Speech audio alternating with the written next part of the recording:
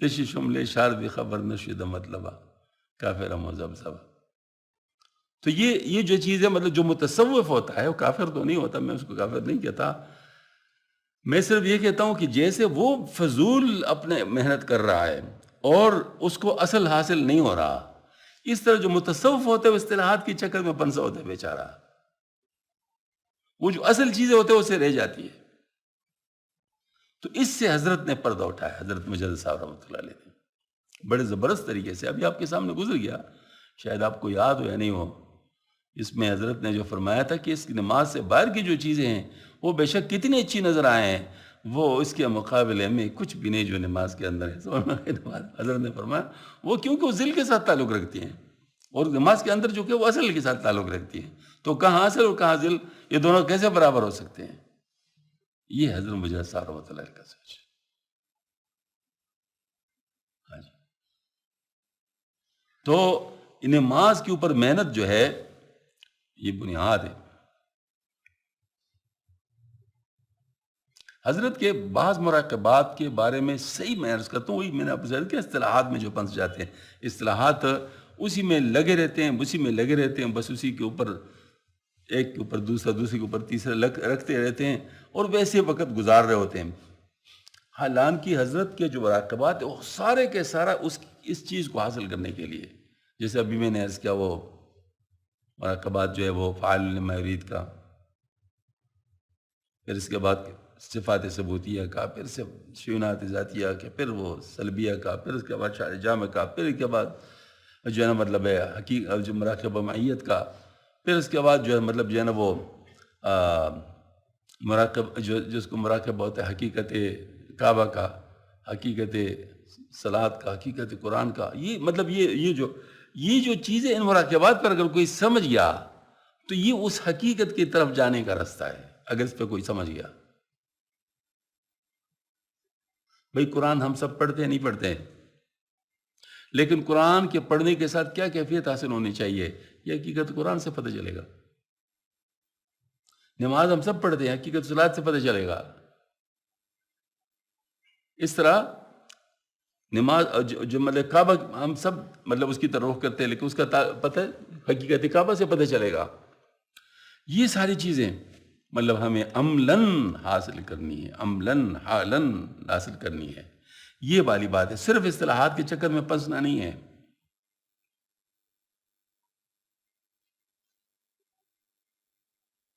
یہ والی بات ہے. میں آپ کو ایک بات بتاؤں، ناراض نو جو ملکیوں کی ظاہر بعض دفعہ بات الفاظ مناسب نہیں ہوتے، لیکن بات حقیقت صحیح ہوتی ہے.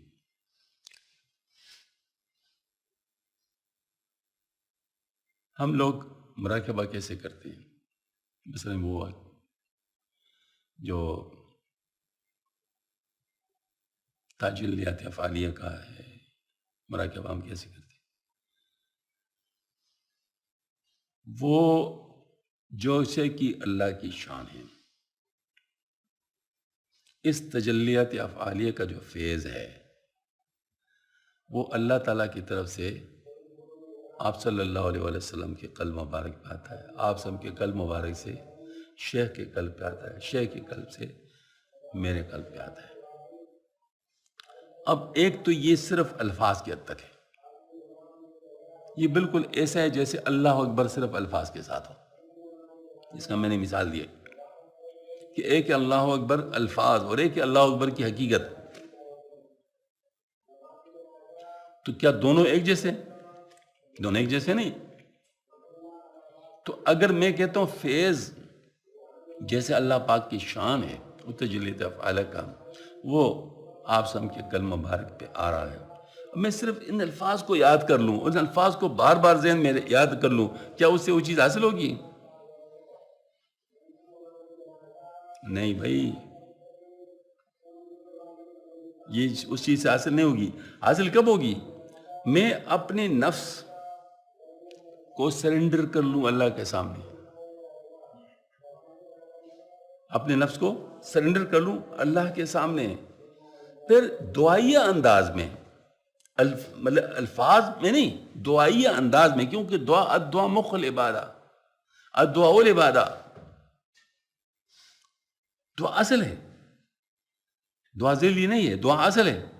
اب دعا جو ہے نا مطلب دعائیہ انداز میں کہ اللہ میں خود تو نہیں کر سکتا، کرے گا تو ہی،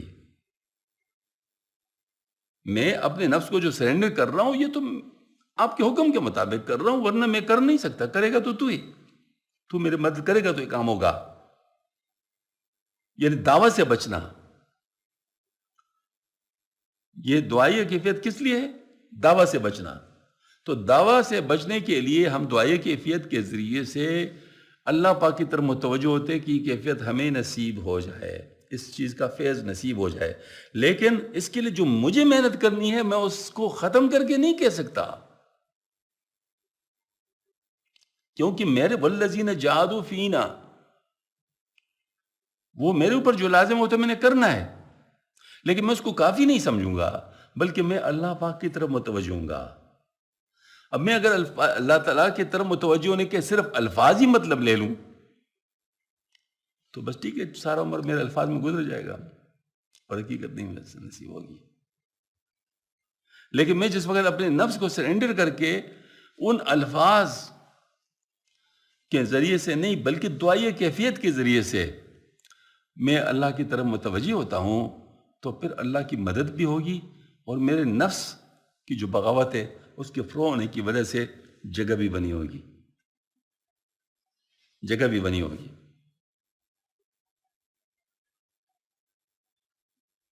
تو اس طریقے سے میں آپ کو بتاؤں، ایک اینٹ کے اوپر دوسرا اینٹ رکھتے ہیں آپ، اس اینٹ کے اوپر کچھ مٹیریل ہے اس طرح گول سا پڑا ہوا ہے، آپ اس کے اوپر دوسرا اینٹ رکھ لیں تو لگ جائے گی، اس کے ساتھ دعا بھی کرے، ہاں جی، تو نہیں لگے گی۔ لیکن آپ اس مٹیریل کو پہلے کورچتے ہیں، تو یہ کیا کر رہے ہیں؟ آپ جگہ بنا رہے ہیں، پھر اس کے بعد وہ مسالہ جو ہوتا ہے مطلب وہ اس کے اوپر لگاتے ہیں، وہ مسالہ لگ گیا تو اب یہ اس کو دوسری اینٹ کے لیے جگہ بن گئی۔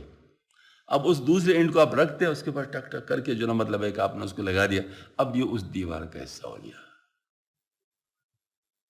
دیوار کا حصہ ہو گیا۔ یہ مطلب ہمارا تو تصوف بھی عملی چیز ہے، یہ کوئی خیالی چیز نہیں ہے۔ ابدیت ایک عملی چیز ہے، ابدیت خیالی چیز نہیں ہے کہ میں صرف مراقبہ کے ذریعے سے عبد بن جاؤں گا۔ عبد بننا ہے نفس کو قابو کر کے، اس لیے آپ صلی اللہ علیہ وسلم نے جو فرمایا جس نے نفس کو قابو کیا اور آخرت کے لیے کام کیا وہ عقل مند ہے۔ تو عبد بننا ہے نفس کو قابو کر کے اور آخرت کو کے لیے کام کر کے، ہاں اس میں اللہ پاک سے مدد لینے کے لیے آپ یہ دعائیہ انداز میں ساتھ شامل کرتے ہیں، یہ ہے اصل چیز، یہ ہے اصل چیز۔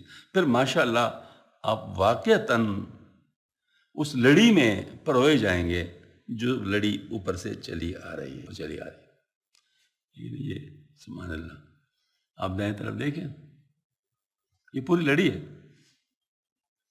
یہ لڑی چلی آ رہی ہے۔ ان حضرات نے یہی محنتیں کی ہیں، زبانی باتیں نہیں کی ہیں،